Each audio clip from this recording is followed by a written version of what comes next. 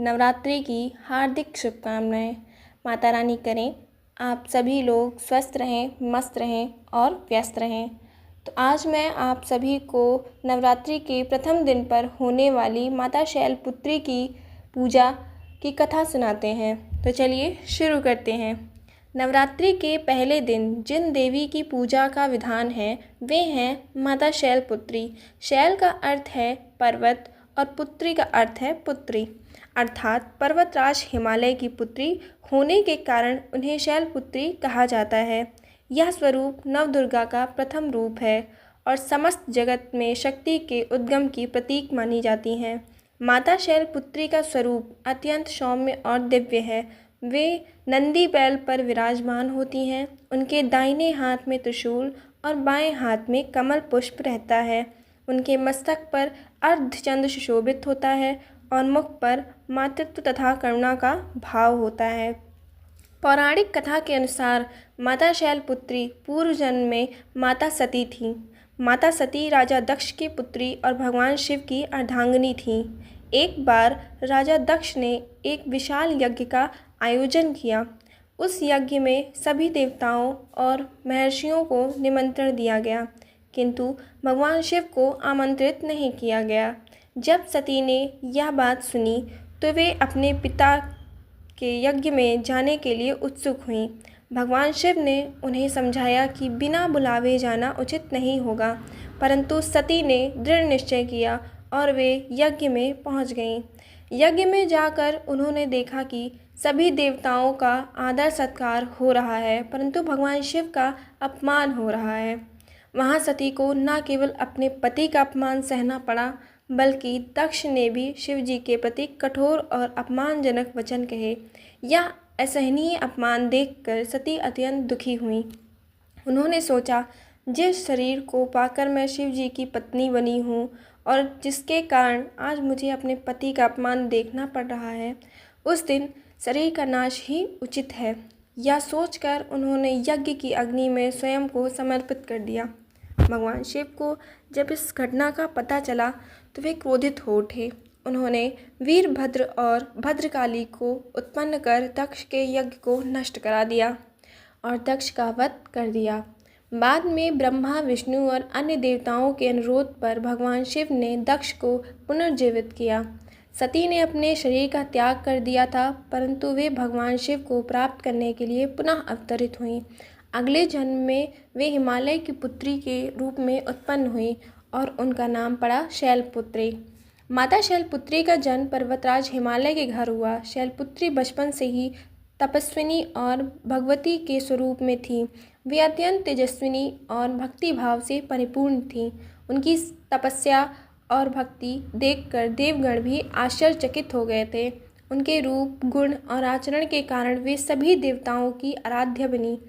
धीरे धीरे वे बड़ी हुई और पुनः कठोर तपस्या कर भगवान शिव को अपना पति बनाया। इस प्रकार माता शैलपुत्री वही आदिशक्ति हैं जिन्होंने सती के रूप में शरीर को त्याग कर पुनः हिमालय की पुत्री बनकर जन्म लिया था। पूर्व जन्म में माता सती का समर्पण केवल अपने पति भगवान शिव की मर्यादा और प्रतिष्ठा की रक्षा के लिए था। उनका आत्मदाह संसार को यह संदेश देता है कि पति का अपमान सहन नहीं करना चाहिए। पुनर्जन्म लेकर शैलपुत्री के रूप में अवतरित होना यह दर्शाता है कि आत्मा अमर है और सत्य प्रेम कभी नष्ट नहीं होता। शैलपुत्री ने हिमालय की गुफाओं में तपस्या की और अंततः पुनः भगवान शिव से विवाह किया। यह कथा दर्शाती है कि भक्ति, तप और प्रेम के बल से परमात्मा को पुनः प्राप्त किया जा सकता है। नवरात्रि के 9 दिनों में देवी दुर्गा के 9 रूपों की पूजा की जाती है। इसमें माता शैलपुत्री का स्थान प्रथम है। इसका अर्थ है किसी भी आध्यात्मिक यात्रा की शुरुआत पवित्रता और दृढ़ निश्चय से होती है। शैलपुत्री साधक को यही संदेश देती हैं कि आध्यात्मिक जीवन की नींव भक्ति और संयम है। शैलपुत्री की उपासना करने से साधक की मूलाधार चक्र की शक्ति जागृत होती है। यह चक्र साधना की महिमा की पहली सीढ़ी होती है। नवरात्रि के प्रथम दिन प्रातःकाल स्नान कर स्वच्छ वस्त्र धारण करने के बाद माता शैलपुत्री की पूजा की जाती है। आइए मित्रों, जान लेते हैं पूजा विधि की पूजा कैसे की जाती है। सबसे पहले घर के मंदिर में कलश स्थापना की जाती है। फिर माता जी के स्वरूप या चित्र को स्वच्छ जल से स्नान कराकर लाल वस्त्र चढ़ाए जाते हैं। धूप, दीप, नैवेद्य, फूल और अक्षत अर्पित किए जाते हैं। माता को लाल या गुलाबी फूल विशेष प्रिय हैं। ध्वज, बेलपत्र और श्वेत चंदन अर्पित करना शुभ माना जाता है।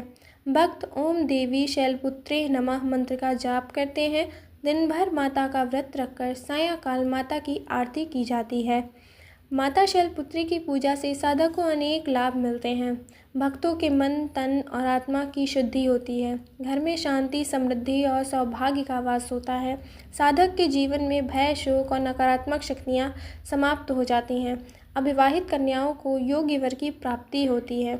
दाम्पत्य जीवन में प्रेम और सुख शांति बनी रहती है। देवी भागवत, मार्कंडेय पुराण और शिव पुराण में माता शैलपुत्री की विस्तृत वर्णन मिलता है। देवी भागवत पुराण में कहा गया है कि शैलपुत्री आदिशक्ति हैं जिनसे सृष्टि का प्रारंभ होता है। मार्कंडेय पुराण में शैलपुत्री को त्रिशूल धारण करने वाली और नंदी वाहन पर अरुण बताया गया है। शिव पुराण में उनके जन्म का प्रसंग विस्तार से आता है, जिसमें सती ने शैलपुत्री बनने की कथा है। अनेक कथाएं प्रचलित हैं कि माता शैलपुत्री अपने भक्तों की रक्षा कैसे करती हैं। यदि कोई भक्त नवरात्रि में प्रथम दिन माता का व्रत और पूजा करता है तो उसके जीवन की समस्त बाधाएं दूर हो जाती हैं। माता शैलपुत्री के आशीर्वाद से भक्ति और ध्यान की भक्ति बढ़ती है। उनके नाम का स्मरण करने मात्र से साधक के भीतर साहस और शुद्धता का संचार होता है। तो इसी तरह मित्रों, हमारी आज की कथा संपन्न होती है। अगर आपको मेरी यह कथा पसंद आई हो, अगर माता रानी की यह कथा